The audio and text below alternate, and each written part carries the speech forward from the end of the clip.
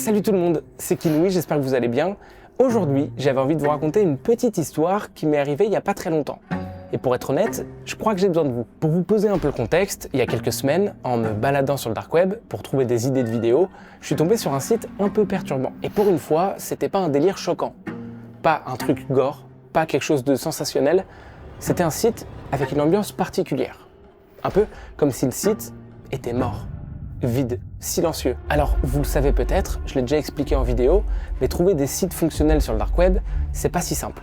Soit quelqu'un nous envoie directement un site qui marche, soit on peut passer des heures et des heures à fouiller, à cliquer, à être redirigé de page en page en espérant tomber sur quelque chose d'intéressant. Et donc ce jour-là, j'étais justement sur un forum assez connu dans la communauté dark web.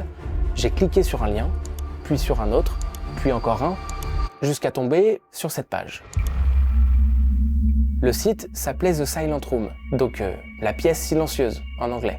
Et dès les premières secondes, j'ai eu un feeling différent avec ce site. La page était très simple, un fond noir, un bouton Rooms et tout en bas, un compteur. Un compteur d'ailleurs qui avait l'air complètement buggé. Il passait de 0 à 1 seconde, puis revenait à 0, encore et encore. Alors à ce moment-là, j'ai pas cliqué n'importe où.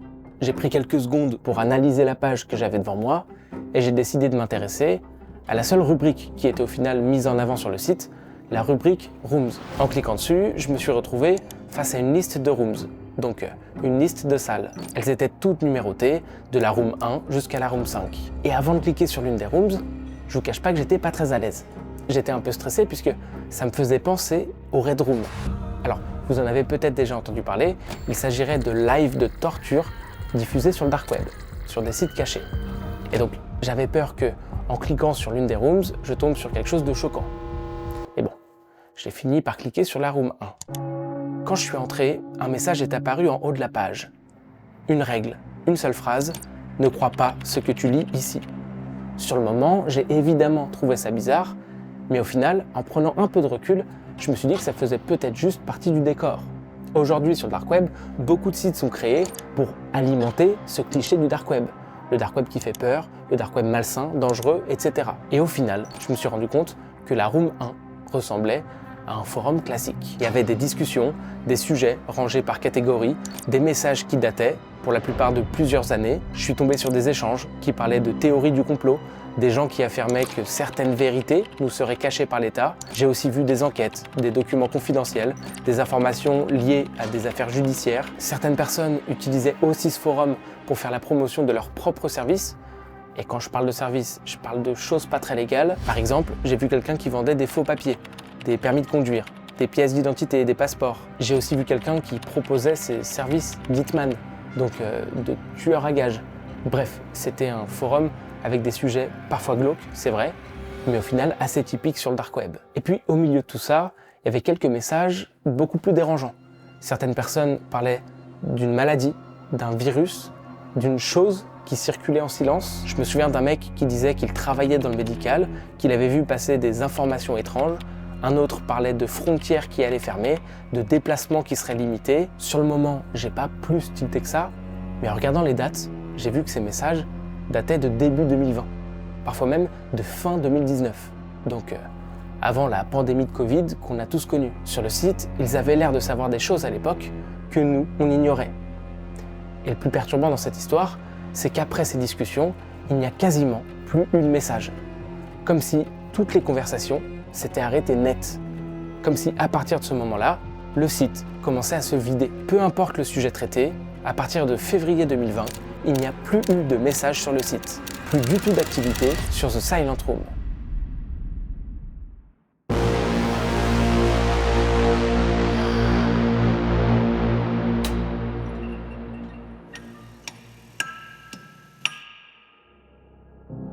À ce moment-là, je me suis dit que ce que j'avais trouvé ressemblait beaucoup à ce qu'on appelle un site fantôme. Un site fantôme, ce n'est pas un site qui a été supprimé, c'est un site qui est encore là, mais dont plus personne ne s'occupe. Parfois, les administrateurs disparaissent. Ils arrêtent de gérer le site, ne répondent plus aux messages, ferment les comptes et finissent par ne plus être là du tout. Sur le dark web, il y a déjà eu des vagues entières de sites repérés par les autorités. Certains administrateurs ont parfois été incarcérés. Ça arrive aussi que des forums soient saisis, surveillés ou laissés volontairement à l'abandon. Mais par contre, les sites, eux, sont toujours accessibles. C'est pas parce qu'il n'y a plus d'activité dessus qu'ils n'existent plus. Et donc là, aucun doute, j'étais bel et bien sur un site fantôme. Et avant de continuer, j'ai besoin d'une petite pause, parce que ce genre d'enquête demande énormément d'organisation, et justement, le sponsor de cette vidéo, Odoo, m'a beaucoup aidé. Odoo est une plateforme de gestion tout en un, avec plein d'applications connectées entre elles pour gérer son activité. Et aujourd'hui, j'avais surtout envie de vous parler de leur application Projet, qui permet de planifier, suivre et organiser tous tes projets, que ce soit pro ou perso. Le gros point fort pour moi, c'est la vue d'ensemble. En un coup d'œil, tu sais exactement où tu en es, ce qui est fait, ce qui est en cours et ce qui arrive ensuite. Moi par exemple, je l'utilise très souvent pour organiser mes vidéos, avec toutes les étapes, la recherche, l'écriture, le tournage, le montage et la publication. Résultat, rien ne se perd, tout est clair et surtout, je garde une vision globale sur ce que je fais. Autre point hyper important, la collaboration. Tu peux travailler à plusieurs en temps réel, assigner des tâches, envoyer des mails, taguer des personnes, partager des fichiers et même avec des gens extérieurs. Et ce que j'aime bien aussi, c'est que tu peux vraiment adapter l'application à ta façon de travailler. Odoo propose plusieurs vues selon tes besoins. La vue Kanban par exemple est parfaite pour visualiser l'avancement étape par étape, mais tu peux aussi passer sur quelque chose de plus structuré ou plus global si tu préfères. Et le meilleur dans tout ça, la première application est gratuite à vie, avec l'hébergement et le support inclus en illimité. Et si jamais tes besoins évoluent, que tu souhaites lancer ton e-commerce par exemple, avec un système de facturation et de comptabilité, l'accès à toutes les applications Odoo commence à partir de 19,90 par mois. Le lien d'Odoo est donc dans la description, et honnêtement, si tu veux mieux t'organiser et travailler plus sereinement, ça vaut le coup. En continuant à fouiller les posts de la room 1, je suis tombé sur un message différent. Alors, le message n'était pas posté sur un sujet important, au contraire, c'était un sujet qui n'avait strictement rien à voir avec le reste. Quelqu'un avait créé un topic pour demander l'adresse d'un endroit sympa pour manger à Los Angeles. Ouais, bon, je vous l'ai dit, ça n'a rien à voir avec le reste. Sur le moment, ça m'a même fait rire, puisque au milieu d'un forum rempli de théories du complot, d'affaires criminelles et de services illégaux, t'as juste un mec qui demande une bonne adresse pour aller manger. Mais bon, comme mon but était de fouiller l'intégralité de la room 1, il fallait bien que je passe aussi par ce poste. Quelques personnes répondaient en donnant donc des adresses à Los Angeles, il n'y avait rien de particulièrement étrange là-dedans, sauf que, tout en bas du topic, la toute dernière réponse n'avait rien à voir avec le reste. Quelqu'un avait écrit « Si tu lis ceci, c'est que le site n'est pas encore mort ». Voilà, juste cette phrase. Mais ce qui était encore plus étrange, c'est que ce message n'avait rien de normal. Pas de pseudo, pas de date de publication, pas de profil associé, juste la phrase. En fait, c'est comme si ce message avait été ajouté directement au site, sans passer par un utilisateur. C'est comme si ce n'était pas quelqu'un qui avait posté ce message, mais le site lui-même. Alors forcément, je me suis posé des questions. Est-ce que ce message est un vieux message? Est-ce qu'il date de l'époque où le site était encore actif? Ou au contraire, est-ce qu'il est très récent? Et c'est à partir de ce moment-là que j'ai arrêté de regarder The Silent Room comme un simple site fantôme. Parce que là, clairement, il se passait quelque chose. Et je devais comprendre quoi. Après ça, j'ai continué de fouiller un peu la room 1, mais bon, j'ai rien trouvé d'autre, donc j'ai décidé d'aller voir la room 2. Quand j'ai cliqué dessus, un nouveau message est apparu en haut de la page. Encore une règle, et cette fois-ci, la règle était « Ne fais confiance à personne ». À ce moment-là, j'ai compris quelque chose. Chaque room a sa propre règle. Alors pourquoi? Je ne savais pas encore, mais clairement, c'était pas écrit au hasard. La room 2, elle, n'était pas un forum, c'était une liste. La liste des membres du site. Il y avait des pseudos, alignés les uns sous les autres, avec, à côté, leur statut. Et très vite, j'ai remarqué la même chose partout. Les membres n'étaient plus du tout actifs depuis très longtemps. Les comptes n'avaient plus bougé depuis des années. Et ça correspondait d'ailleurs parfaitement à ce que j'avais compris juste avant. Fin 2019, début 2020, c'était un peu la fin de l'activité sur le site. C'est comme si tout le monde avait quitté The Silent Room au même moment. Et puis, au milieu de la liste, il y avait un pseudo différent, Observer17. Et lui, contrairement aux autres, son pseudo n'était pas marqué comme inactif depuis longtemps. Sa dernière connexion datait d'il y a 3 semaines. Et ça m'a un peu bloqué, puisque ça voulait dire une chose, quelqu'un est revenu sur le site récemment. Je me suis alors demandé qui était ce fameux Observer17. Pourquoi est-ce qu'il s'était connecté sur le site il y a 3 semaines? Et surtout, est-ce que c'était lui qui avait laissé le message étrange dans la room 1? The Silent Room n'était plus alors un simple site fantôme à mes yeux, il y avait au moins une personne. Quelqu'un qui savait que ce site existait encore. Quelqu'un qui, peut-être, était encore actif. Et à partir de ce moment-là, je vais être honnête avec vous, je suis devenu un peu obsessionnel avec Observer 17. Parce que c'était peut-être le seul élément vivant sur un site censé être mort. Alors, j'ai commencé à me reconnecter. Au début, une fois par jour, juste pour vérifier, j'ouvrais directement la room 2, je descendais jusqu'à son pseudo, et à chaque fois, c'était pareil, il ne s'était pas reconnecté. Les jours passaient, et moi, je continuais. Parfois le matin, parfois tard le soir, parfois plusieurs fois dans la journée. Je passais vraiment mon temps à vérifier s'il était revenu. Mais rien ne changeait, il n'était pas là. Et plus le temps passait, plus ça me travaillait. Parce que dans ma tête, il n'y avait que deux possibilités. Soit il ne reviendrait jamais, soit c'était un bug depuis le début. Et dans ce cas-là, je me focalisais peut-être sur un détail qui me mènerait vers une fausse piste. Le site était silencieux, les forums complètement inactifs, et pourtant, j'avais l'impression d'attendre quelqu'un. C'était un peu comme si je m'étais installé dans une grande pièce vide en espérant que la porte s'ouvre. Je sais pas si vous voyez le sentiment. Et plus j'attendais, plus je me demandais si c'était une bonne idée d'insister. Et en même temps, je savais que si je lâchais maintenant, je passerais peut-être à côté de quelque chose d'important. Donc j'ai continué à revenir sur The Silent Room encore et encore, en me posant à chaque fois la même question, est-ce que je suis vraiment seul sur ce site? Pendant cette attente, j'ai commencé à faire autre chose. Plutôt que de rafraîchir la page de la room 2 en espérant qu'il se connecte, j'ai décidé de retourner sur la page avec toutes les rooms, et cette fois-ci, je me suis focalisé sur la suivante, sur la room 3. Sauf que là, ça ne s'est pas passé exactement comme je l'imaginais. Quand j'ai cliqué dessus, la page n'a pas changé. À la place, un message est apparu à l'écran, invitation requise. Pas d'explication, pas de bouton, juste cette phrase. Et très vite, j'ai compris que ça voulait dire une chose précise.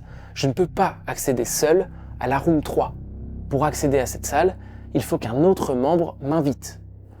Ouais, c'est relou. J'ai ensuite essayé d'ouvrir la room 4, mais même résultat, même message, invitation requise. Et puis par curiosité, j'ai cliqué sur la room 5, mais là, c'était différent. Il y avait l'icône de la salle verrouillée et le site me demandait un mot de passe. Et là, j'ai compris quelque chose. Au sein de The Silent Room, il y a comme des niveaux, des accès différents. Sûrement des règles que je ne connais pas encore, mais surtout des endroits du site auxquels je ne suis pas censé accéder, clairement. À partir de ce moment, mon second objectif était clair, réussir à pénétrer derrière ces rooms verrouillés. Et puis un jour, je me suis reconnecté comme d'habitude, je suis allé dans la room 2, je suis descendu dans la liste des membres, et là, son statut avait changé. Observer 17 était connecté. Pendant une seconde, j'ai cru que c'était un bug, mais non. J'ai rafraîchi la page et il était toujours là. Je sentais que mon rythme cardiaque avait changé. Je me suis redressé sur ma chaise et je me rappelle m'être dit en regardant mon écran, là, faut pas que je me plante. Faut pas que je me plante parce que c'est plus théorique, c'est plus une hypothèse, il est connecté. J'ai alors cliqué sur son pseudo, une fenêtre de message s'est ouverte, j'ai tapé quelque chose de très simple, un message banal, rien de provoquant, juste pour montrer que quelqu'un était là. Je lui ai écrit « Salut, tu es connecté ?» Ouais, bon, mon inspiration était pas folle à ce moment-là. Mais bon, je vous l'ai dit, j'ai fait ça un peu dans la précipitation. Et puis, j'ai envoyé le message. Et là, j'ai attendu. Les secondes étaient très très longues. Je me disais qu'il l'avait forcément vu, qu'il était en train d'écrire, ou au moins de le lire. Et puis, il s'est déconnecté. Comme ça. Aucune réponse, aucun message, rien. Le site est redevenu silencieux d'un coup. Toute l'attention est retombée, et moi, je suis resté là devant mon écran, avec ce message envoyé, et personne de l'autre côté. J'étais complètement dépité. À ce moment-là, je savais pas trop quoi penser. Est-ce qu'il avait ignoré mon message? Est-ce qu'il avait paniqué? Ou juste est-ce qu'il ne l'avait pas vu? Mais en tout cas, une chose était sûre, ce n'était pas un bug. Cette personne existe et elle est active sur le site. Quelques jours ont passé après ça, et moi, je continuais comme avant de me connecter tous les jours, en espérant voir une réponse apparaître. Et puis un soir, alors que j'y croyais plus trop, j'ai vu une notification. J'avais reçu un nouveau message. Et je sais pas si vous pouvez imaginer l'adrénaline que j'ai ressentie à ce moment-là. Son message était très court, très simple. Il disait seulement « Salut, comment es-tu tombé sur ce site ?» Ok, bon, au moins j'avais une réponse. Je lui ai expliqué que je venais de découvrir le site par hasard, que je trouvais l'endroit un peu étrange et que j'essayais seulement de comprendre ce que c'était. Et cette fois-ci, Observer 17 était encore connecté. Il m'a répondu quasiment immédiatement. Il m'a dit qu'il était tombé lui aussi sur The Silent Room par hasard, qu'il n'était pas là depuis très longtemps et qu'il avait surtout fouillé les premières salles. Il m'a aussi dit qu'au départ, il pensait que le site était complètement mort, mais que certains détails lui avaient fait penser un peu l'inverse. Et quand il a écrit ça, j'ai tout de suite pensé au message un peu étrange que j'avais trouvé dans la room 1. Et il m'a dit que c'était pas lui qui l'avait écrit. Après, je lui ai demandé ce que lui avait compris sur ce site et il m'a dit qu'il pensait que le site fonctionnait par niveau, que certaines salles n'étaient accessibles qu'à certaines personnes et surtout que les règles affichées n'étaient pas là pour faire joli et qu'il préférait les respecter encore aujourd'hui. À ce moment-là, j'ai compris qu'on était un peu dans la même situation. Deux personnes au même endroit à essayer de comprendre un site qui n'avait clairement pas envie de se laisser comprendre. On a alors continué de discuter un peu, et honnêtement, il n'avait pas l'air de cacher quoi que ce soit. Il n'a pas non plus essayé de me pousser à faire telle ou telle chose. Au contraire d'ailleurs, il était très calme, très posé, presque rassurant en fait. Et petit à petit, on a commencé à bien s'entendre. Il m'a même donné des conseils. Il m'a par exemple dit qu'il valait mieux éviter de se connecter sur le site en pleine nuit. Il était un peu parano et croyait que le site était surveillé de temps en temps. Il m'a aussi demandé si j'utilisais bien un VPN pour me protéger et il m'a également dit de ne jamais aller voir le contenu de la salle 3. Et là j'ai relu le message. Je l'ai relu une fois, une deuxième fois et je me suis dit il y a un truc qui cloche. Pour accéder à la room 3, on est d'accord qu'il faut une invitation. Je l'avais vu moi-même, on ne peut pas y aller tout seul. Mais du coup, si lui me dit de ne jamais y aller, c'est qu'il y est déjà allé, forcément. Et donc, soit quelqu'un l'a invité dans cette room, soit il a plus d'accès que moi sur le site. Je suis quand même retourné vérifier. J'ai recliqué sur la room 3, mais toujours pareil, invitation requise. Alors, je me suis posé une question très simple. Comment une personne qui découvre le site en même temps que moi peut avoir accès à un truc auquel moi je n'ai pas accès? Non, il y a un truc qui ne va pas. Il a forcément un temps d'avance sur moi. À ce moment-là, j'ai compris que quelque chose clochait vraiment. Mais j'ai rien dit. J'ai décidé de ne pas confronter Observer 17, je n'ai pas posé de questions et j'ai continué à parler avec lui comme si de rien n'était. Parce que je me suis dit, s'il me cache vraiment quelque chose, peut-être que c'est mieux de ne pas lui dire que je l'ai compris. Pour lui, tout va bien, mais vous maintenant, vous savez. Et donc, aujourd'hui, je me retrouve face à deux options. Soit je le confronte directement, je lui demande comment il a pu accéder à cette room verrouillée, qui l'a invité, et surtout, qu'est-ce qui se trouve là-dedans? Et la deuxième option serait de faire comme si de rien n'était. Continuer à lui parler, rester en contact et faire semblant de lui faire confiance, pour voir ce qu'il sait vraiment. Mais ce qui est bizarre dans cette histoire, c'est que dans les deux cas, j'ai l'impression que le site a raison. La règle numéro 2, rappelez-vous, était « ne fais confiance à personne ». Et donc aujourd'hui, quoi que je fasse, la règle se confirme. Si je fais semblant de lui faire confiance, ça veut dire que je lui mens, et donc que lui ne peut pas me faire confiance. Mais sinon, c'est lui qui me ment. Et dans ce cas-là, je ne peux pas non plus lui faire confiance. Vous voyez ce que je veux dire? Et ce qui est encore plus troublant, c'est que malgré moi, maintenant, je fais partie du site. Mon pseudo apparaît dans la liste des membres. J'ai d'ailleurs choisi le pseudo random, ça rappellera sûrement des souvenirs à ceux qui me suivent depuis longtemps. Alors maintenant, j'ai besoin de vous. Dites-moi ce que vous pensez de cette histoire. Est-ce que vous croyez qu'il ment depuis le début? Est-ce que je devrais le confronter? Ou alors à l'inverse, est-ce qu'il faut que j'enquête en cachette? J'ai besoin de votre avis. Donc n'oubliez pas le like si cette vidéo vous a plu et si vous voulez qu'on continue cette infiltration. Moi je suis très chaud pour pousser un peu le truc et pourquoi pas même faire une série complète. N'oubliez pas non plus le commentaire avec votre interprétation de cette histoire. Je lis tout à chaque fois et vous m'aidez vraiment. Bref, moi je vous laisse maintenant et je vous dis à très vite pour la suite si vous en voulez une. Mais en tout cas, il se passe des choses vraiment bizarres sur ce site. Et si vous voulez mon avis, c'est que le début.